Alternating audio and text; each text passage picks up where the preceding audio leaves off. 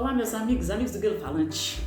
Vamos conversar sobre literatura, vamos falar hoje de textos maravilhosos, vamos ver a releitura literária de textos e personagens bíblicos, com autores que vão lá desde os tempos bíblicos, passando pelo século XVI, chegando ao século XXI. Olha, promete, eu espero que seja muito bacana esse encontro. Mas já peço a vocês, dê o seu joinha. No final, façam seus comentários, eles vão nos ajudar a crescer.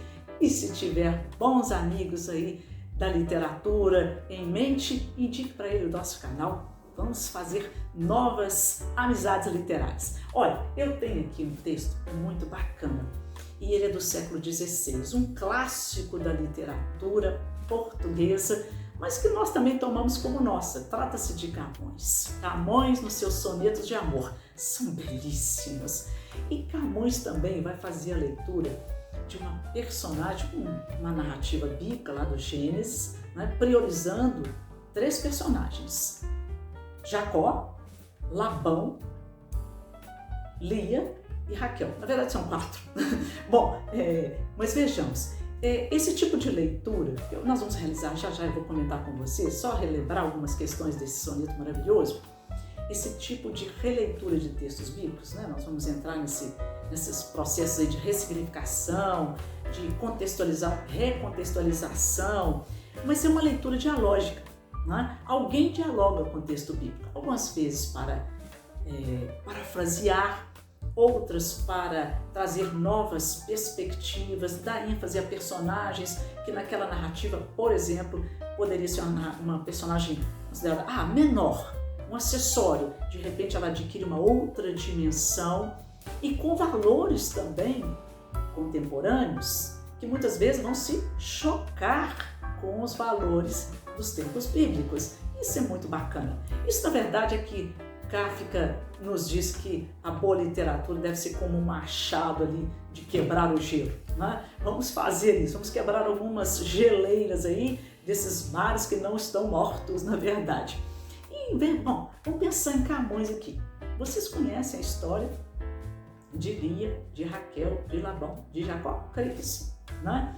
Na verdade, Jacó aproximou-se certa feita de uma pastora belíssima de Raquel, apaixonou-se por ela e foi até o pai dela, Labão, que era o dono de um grande rebanho, vamos pensar hoje seria um fazendeiro, e pediu a menina em casamento.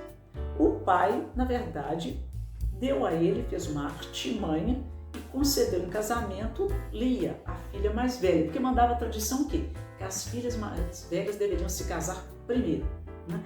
E quando, aspas, segundo Camões, ele se deu pelo engano, porque na noite núpcias ele imaginou estar com Raquel e estava com Lia, e uma vez consumado ali o ato sexual ali no casamento, ele deveria permanecer casado com ela. E aí ele, quando reclamou do engano, o Labão, pai de Lia e de Raquel, falou: bom, se você quer de fato casar com Raquel, você deve me servir 7 anos para ter o direito de se casar também com Raquel. Era a tradição, podia ter uma esposa, 2 esposas, né?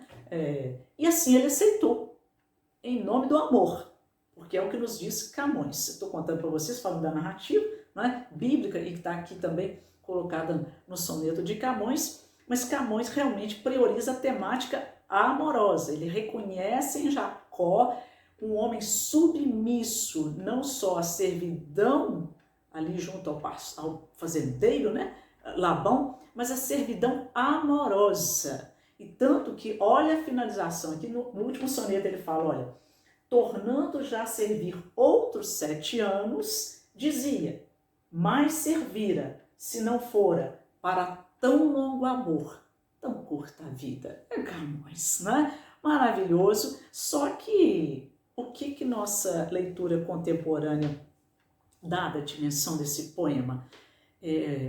Uma outra versão, né? Porque o que interessa aqui, vamos ver a Adriana Garcia, na sua Bandeja de Salomé, que é uma obra muito bacana aqui da Causa e Letras, o que interessa a ela é trazer à tona o quê? A voz da mulher. e principalmente daquela que foi desprezada, não é? Que é Lia. Ela foi vendida, na verdade, pelo pai para se casar com Jacó, mas com o agravo de que o amor de Jacó era de Raquel. Então ele escreve aqui A Cor dos Olhos de Lia, que é um belíssimo poema, mas é a voz de Lia reclamando algumas questões que nós vamos ver daqui a pouquinho. Olha o que ele fala, o que a Adriane coloca aqui, que é a voz de Lia ecoando hoje, né, para os nossos ouvidos. Busca o seu amor com esse desespero das mulheres que não puderam aprender de si, a não ser sobre os modos de agradar um homem, a não ser este olhar pedinte eterno. Quero que passe por mim e não perceba o quanto sou feia, o quanto meu nome pode significar vaca selvagem. Sei que prefere uma ovelha mansa, bonita como Raquel.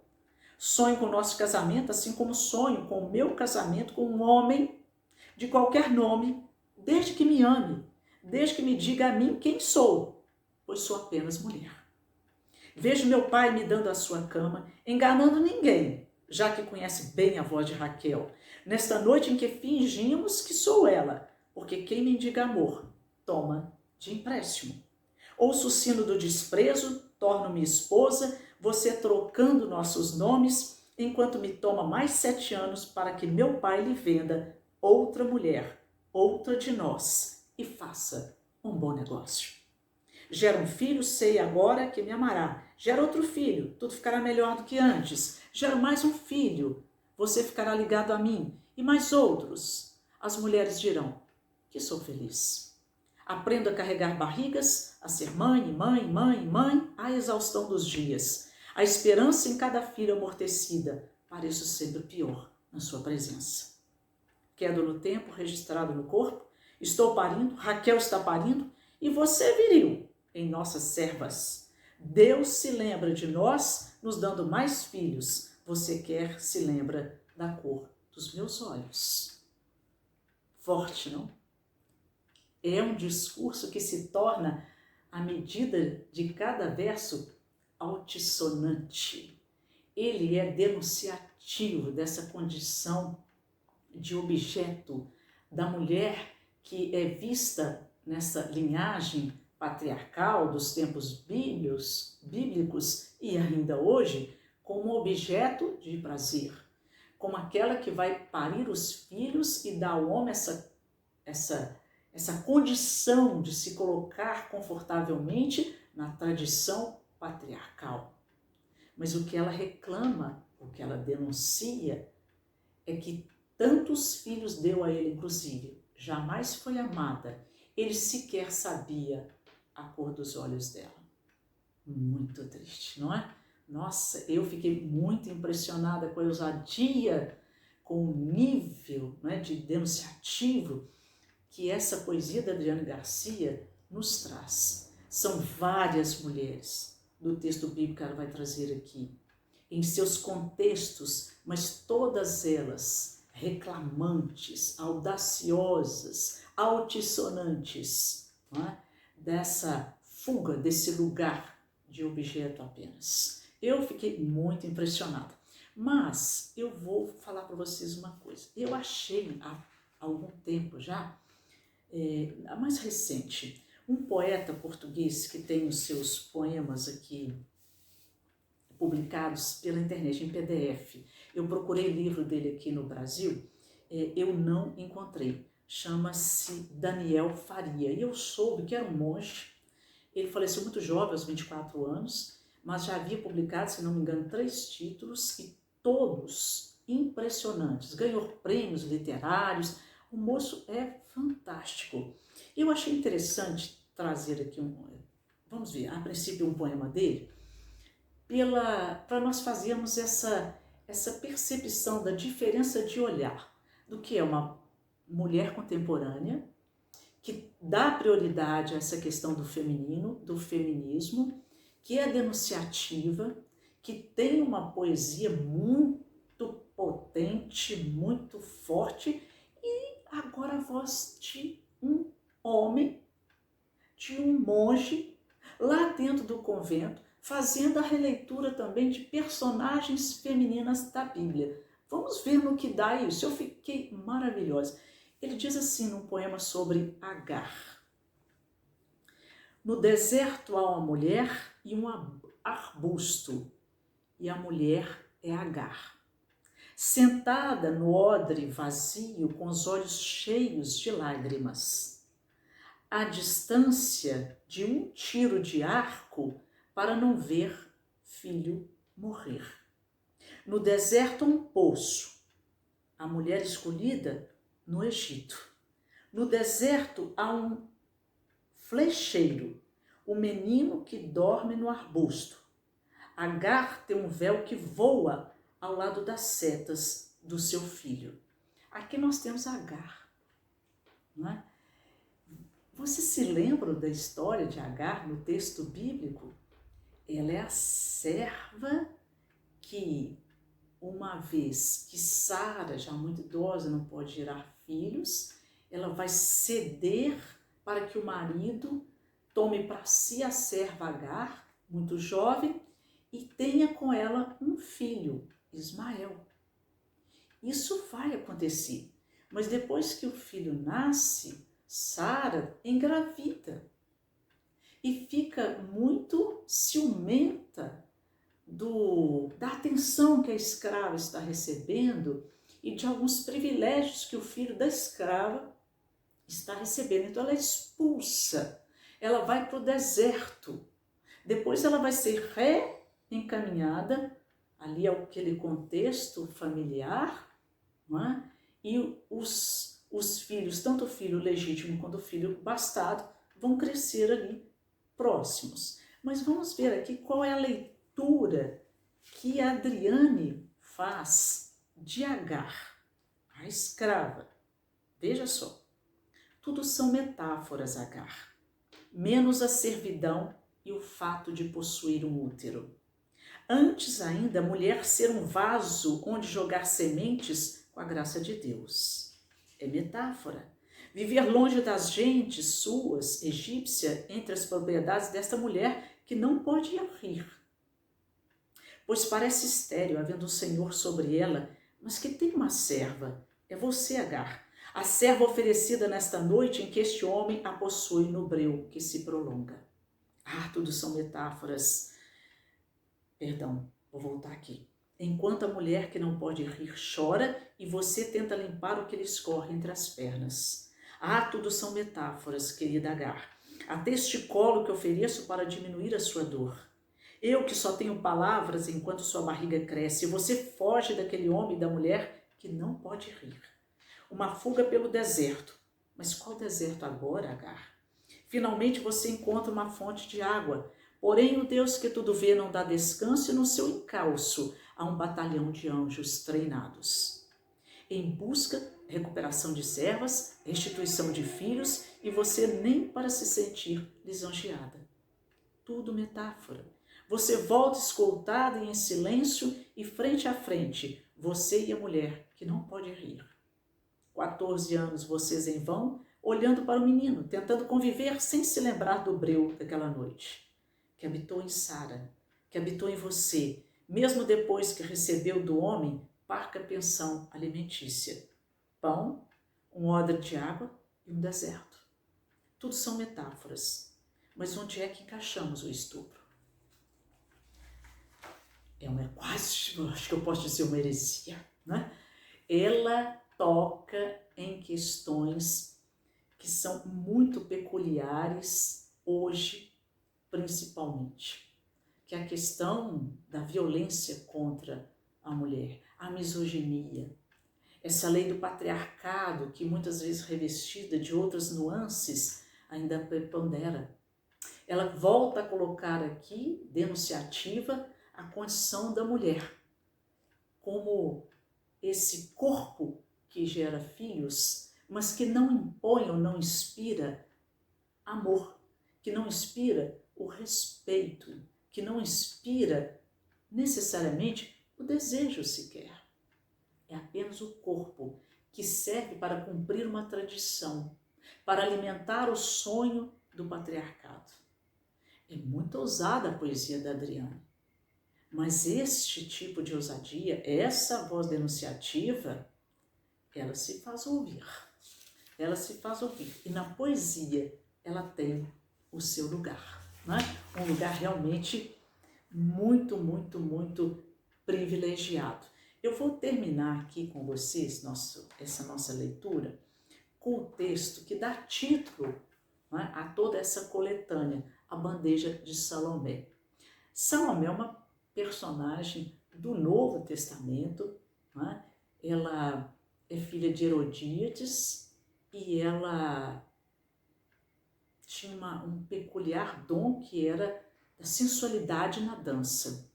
E por isso, a sua mãe diga a ela que peça ao rei, já que ele estava encantado, pede que ela dance, muito seduzido pela sensualidade dela, que ela peça a cabeça de João Batista, porque João Batista condenou Herodíades por adultério, né? Diz que era uma mulher adulta, ela ficou muito ofendida com isso e pede a cabeça do profeta para o seu marido. Uma vez que ele está tão seduzido por Salomé, ele acaba aceitando, ela dançaria e ele traria a cabeça, e assim fez, né? Vocês conhecem a história bíblica.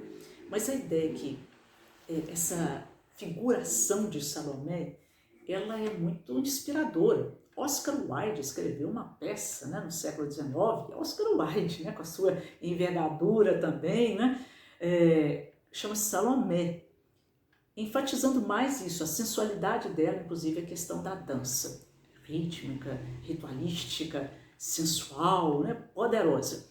Mas a Adriane aqui fala da bandeja de Salomé e ela nos diz assim, olha, na bandeja de Salomé, a cabeça dos que nos usaram em escambos, do que nos venderam meninas, dos que guerrearam e nos tornaram espólio de guerra.